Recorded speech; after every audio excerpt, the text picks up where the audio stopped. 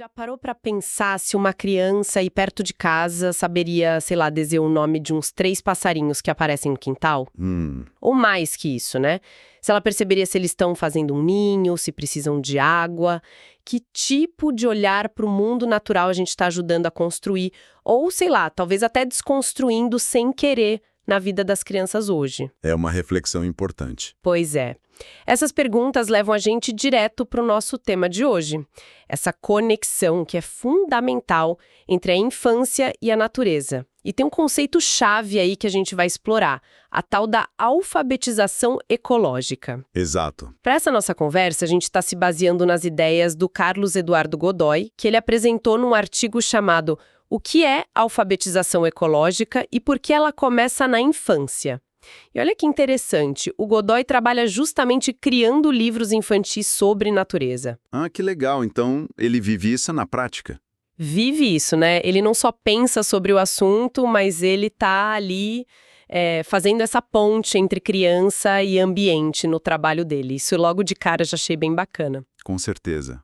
Então, o que a gente quer investigar juntos aqui é por que essa ligação com a natureza é tão decisiva para o desenvolvimento infantil? Não só para o bem-estar, mas para formar uma visão de um mundo mesmo. E o que, na prática, significa ser alfabetizado ecologicamente, pelo menos segundo o que o Godoy propõe. Porque parece que vai além de só saber nome de bicho e planta, né? Sem dúvida. O ponto de partida do artigo é algo que acho que muita gente percebe, assim. Quase como uma dor silenciosa, sabe?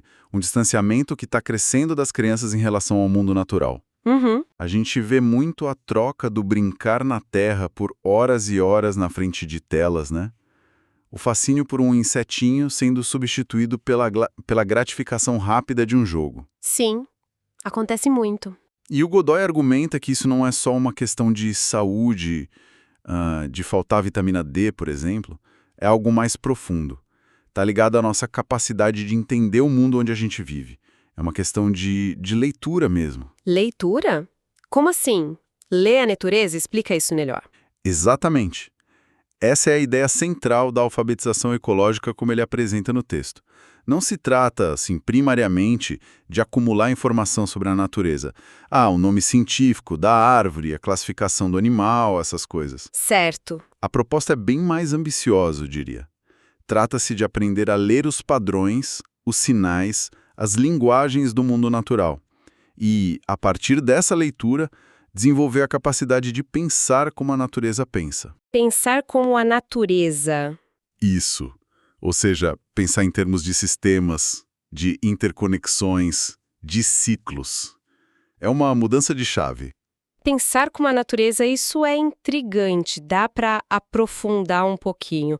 O que seria essa tal de mente ecológica que o autor menciona? Olha, o artigo usa uma metáfora que eu achei bem forte. A criança que está sendo alfabetizada ecologicamente, ela começa a perceber que a floresta é um ser vivo. Não é só um amontoado de árvores, entende? É um sistema que pulsa, onde cada elemento, sei lá, a folha que cai, o fungo que decompõe essa folha, o inseto que come o fungo, o passarinho que come o inseto, a chuva que alimenta a árvore, tá tudo interligado, numa teia muito complexa de relações. Uma teia. Isso, e aprender a ler essa teia, entender esses fluxos de energia, de matéria, isso é desenvolver essa mente ecológica. É uma inteligência, sabe, que reconhece a interdependência como o princípio básico da vida. E isso muda tudo na forma como a gente se relaciona com o ambiente. Entendi. Então não é só identificar as peças do quebra-cabeça, mas entender a dança entre elas, a dinâmica toda. Exatamente. A dinâmica. E isso tem a ver com aquela ideia que o texto menciona rapidinho, de que a alfabetização é mais profunda que a educação ambiental mais tradicional, aquela que às vezes foca muito em problema pontual, tipo lixo, desmatamento. Sim, ele menciona essa distinção, mas assim, bem de passagem. O foco principal do artigo é mesmo nessa formação de uma percepção mais sistêmica e, o que é crucial, de uma conexão emocional. Conexão emocional.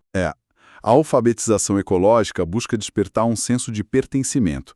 A criança não se vê mais como alguém de fora, olhando a natureza, mas como parte daquilo. Parte integrante.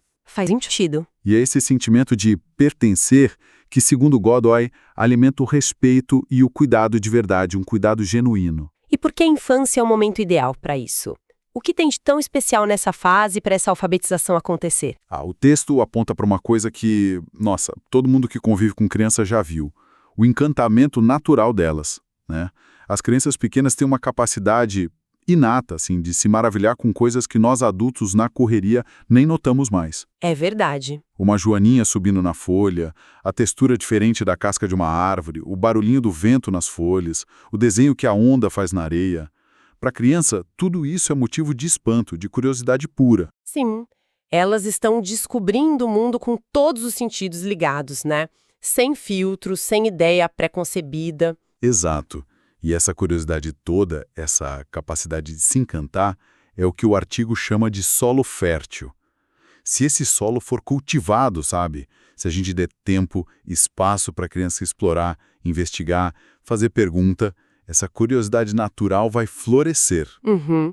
E aí ela vira base para uma consciência ecológica que dura. É a porta de entrada para entender, primeiro de forma intuitiva, os elementos vivos, os não vivos, as interações complexas entre eles, aquela tal interdependência que rege tudo. E o contrário também deve acontecer, imagino, se esse encantamento for meio abafado. Sim, com certeza. Se ele for interrompido toda hora pela pressa, pelos horários super rígidos, pelo excesso de atividade estruturada ou pela tela onipresente, a gente corre um risco enorme de fechar essa janela. Que pena. Pois é. A chance de construir essa relação primária afetiva com a natureza pode ser perdida, ou pelo menos ficar bem diminuída. É quase como tentar aprender a ler sem nunca ter tido contato com um livro, com história, de forma lúdica na primeira infância. Fica mais difícil, né? Fica bem mais difícil. Tem até uma citação da Maria Montessori no artigo que ilustra isso super bem. A primeira tarefa da educação é agitar a vida, mas deixá-la livre para se desenvolver. Agitar a vida. Gostei disso. É bonito, né? A alfabetização ecológica, nesse sentido, não é sobre dar aula de natureza. É sobre agitar a vida. Ou seja, proporcionar experiência rica, sensorial, investigativa ali no ambiente natural. E então, deixar a criança livre. Livre para explorar, descobrir, construir a própria compreensão, a própria relação com o planeta. É um aprendizado que nasce da experiência direta, sabe? Não do discurso pronto. Muito bom. E como a gente pode perceber, assim, no dia a dia, se uma criança está desenvolvendo essa leitura do mundo natural, essa tal alfabetização ecológica? O autor dá umas pistas, né? Sim. Ele descreve umas características que dá para observar. É aquela criança que não para de fazer pergunta. Por que a lua muda de forma? Para onde as formigas vão de noite? É aquela que observa os detalhes com uma atenção que, nossa, surpreende a gente. Que passa minutos olhando um caramujo andar. Aquela paciência, né? Exato. E demonstra uma empatia espontânea pelos seres vivos, mesmo os menorzinhos ou aqueles que a gente costuma achar insignificantes, tipo uma minhoca, uma aranha. E vai além de só olhar, certo? Tem a ver com agir também. Com certeza. É a criança que, por conta própria, vai lá e rega uma planta que parece seca, que protege um inseto para ninguém pisar, que fica preocupada com o lixo na praia ou no parque. Uhum. Ela começa a internalizar um senso de cuidado, de responsabilidade, sem precisar de ordem, de recompensa. E, o que é fundamental, ela começa a expressar, do jeito dela, que entende que as coisas estão conectadas. Que a chuva afeta as plantas, que a abelha é importante para a flor, que o rio sujo faz mal para o peixe. Essa ligação entre entender, sentir empatia e agir com cuidado. Parece que aí está o ponto central, né? Não é só um conhecimento na cabeça. Exatamente. O Godoy enfatiza muito isso. Uma criança imersa nesse processo não está só aprendendo sobre o mundo. Ela está aprendendo a amar o mundo. Amar o mundo. E a consequência natural desse amor, como ele diz de forma bem direta no texto, é o cuidado. Quem ama, cuida. Se a gente olha para o futuro, para os desafios ambientais gigantes que a gente tem pela frente, sim, percebemos que essa capacidade de cuidar, que brota do afeto, do respeito por essa teia da vida, talvez seja a competência mais essencial que a gente pode ajudar a desenvolver nas novas gerações. Não basta só saber que o planeta está em risco, né? É preciso se sentir conectado a ele para agir de forma consistente para defender. Totalmente. Isso leva a gente a pensar no nosso papel, né? Adultos, pais, educadores. Como a gente pode, na prática, estimular essa alfabetização ecológica? O artigo dá umas sugestões, né? Dá sim. E são sugestões, olha, muitas vezes bem simples, mas que exigem da gente uma mudança de postura. Por exemplo, Diz aí, proporcionar mais tempo e espaço para a criança brincar livre na natureza. Deixar mexer na terra, na areia, nas folhas secas, catar pedrinha, deixar se sujar mesmo, sabe? Explorar textura, cheiro, usar a imaginação com elemento natural. Isso parece básico, né? Mas na rotina urbana de hoje, nossa, muitas vezes se perde completamente. a famosa vitamina S de sujeira, que faz tão bem. Exatamente, essa mesma. Outro ponto, caminhar sem pressa pela natureza. Pode ser num parque, numa praça ou até na calçada que tem umas árvores. Deixar a criança ditar o ritmo. Parar para olhar uma flor, um inseto, passar a mão na casca da árvore, sentir o vento. Sair daquela lógica do chegar logo e entrar na lógica do estar presente. Isso exige uma mudança nossa, né? De atenção. Exige. E valorizar a curiosidade delas, claro. Fundamental. Acolher as perguntas, mesmo as que a gente não sabe a resposta. Vamos investigar junto. Estimular a observação atenta. Olha a cor dessa folha. Escuta esse passarinho cantando. E talvez até propor uns registros simples, né? Desenhar o que viu, coletar uma folha diferente com respeito, claro. Fazer um pequeno diário de natureza. Coisas simples. O artigo também fala sobre as nossas prioridades, como elas influenciam as crianças nisso. Como assim? Esse é um ponto mais sutil, mas bem importante. O autor sugere que a gente demonstre valorizar mais os eventos da natureza do que os bens materiais. Por exemplo, mostrar mais entusiasmo por um arco-íris que apareceu, por um ninho de passarinho que está sendo feito ali na árvore, ou pela hortinha que começou a brotar. Mais entusiasmo com isso do que com um celular novo ou o carro do ano, entende? As crianças pescam o que a gente realmente valoriza. Elas percebem pelo nosso foco de atenção, pela nossa emoção. É verdade, elas são ótimas observadoras do nosso comportamento. E a ideia de transformar os espaços próximos em locais de descoberta? Isso mesmo. Não precisa ir para a Amazônia toda semana, né? O quintal de casa, a varanda com os vasos, a praça do bairro, o jardim da escola, até uma frestinha na calçada onde nasce uma planta teimosa. Tudo isso pode ser um laboratório vivo. Um laboratório vivo, adorei o termo. É isso. Basta um olhar atento e a disposição para investigar junto com a criança. É trazer a natureza para perto e mostrar que ela está ali, em todo lugar, esperando para ser lida. Pensando em tudo isso, fica muito claro que a relevância dessa alfabetização ecológica vai bem além de só formar crianças amigas da natureza. O texto coloca isso como algo essencial para o século XXI, né? Tão básico quanto ler e escrever letras e números. Exatamente, o argumento é forte nesse sentido. Diante dos desafios super complexos que a gente já enfrenta e que as futuras gerações vão enfrentar, tipo mudanças climáticas, perda de biodiversidade, gestão de recurso natural que está ficando escasso. Sim, os desafios são enormes. Pois é. Diante disso tudo, a capacidade de ler o mundo natural e entender como as coisas se conectam é uma competência de sobrevivência, de cidadania mesmo. Não adianta só dominar a equação, código de programação, a gente precisa de gente capaz de pensar de forma sistêmica, de entender as consequências de longo prazo do que a gente faz no ambiente. E essa compreensão sistêmica, pelo que a gente está conversando, não nasce só de livro, né? Parece que nasce muito dessa experiência direta, dessa conexão que a gente está falando. Precisamente.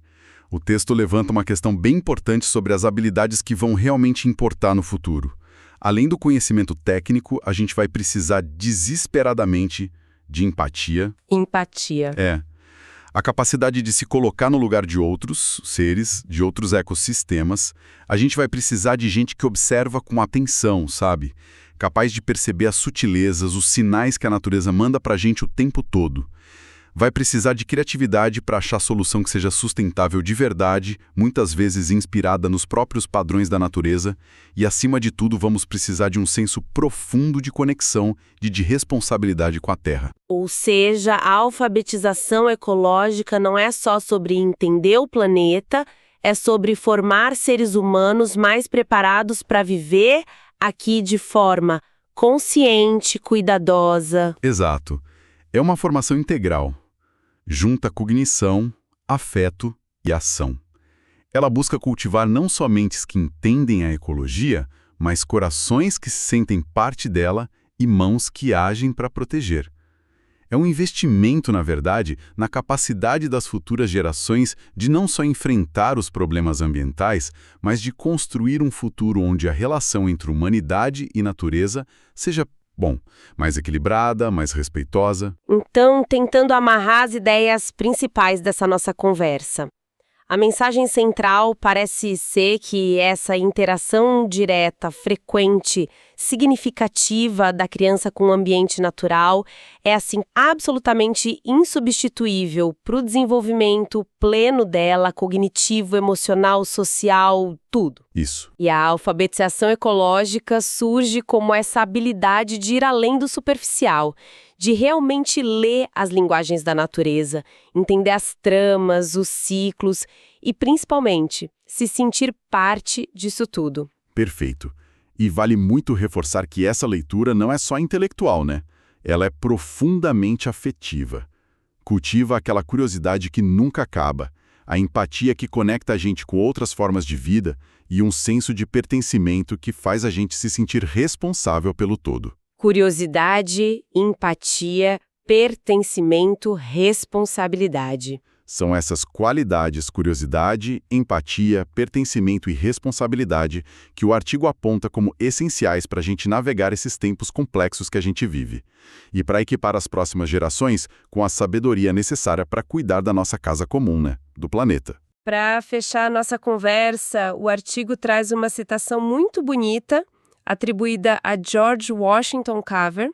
Ele foi um botânico e inventor negro-americano, filho de pessoas escravizadas, e se tornou uma referência em agricultura sustentável. Que figura importante. Muito. E ele disse o seguinte: ensinar uma criança a amar a natureza é garantir que ela jamais esteja sozinha. Nossa, essa frase toca fundo, né? Fala dessa companhia, desse pertencimento que a natureza pode dar pra gente. Uma síntese belíssima, realmente. E talvez, sabe, pensando um pouco além do foco nas crianças, essa nossa conversa toda sobre alfabetização ecológica pode servir como um convite. Um convite para nós adultos? É, um convite para a gente reavaliar nossa própria capacidade de ler a natureza. Será que a gente ainda consegue se maravilhar com o pequeno? Será que a gente percebe as conexões sutis que estão aí ao nosso redor? Boa pergunta. Como essa habilidade de observar, de decifrar os sinais da natureza, seja numa paisagem enorme ou num simples vaso de planta na janela, como isso poderia enriquecer a nossa própria experiência de vida, a nossa percepção do mundo, até as nossas decisões do dia a dia. Fica aí a pergunta para a gente refletir. O que a gente descobre quando para de verdade para ler a teia da vida que cerca a gente?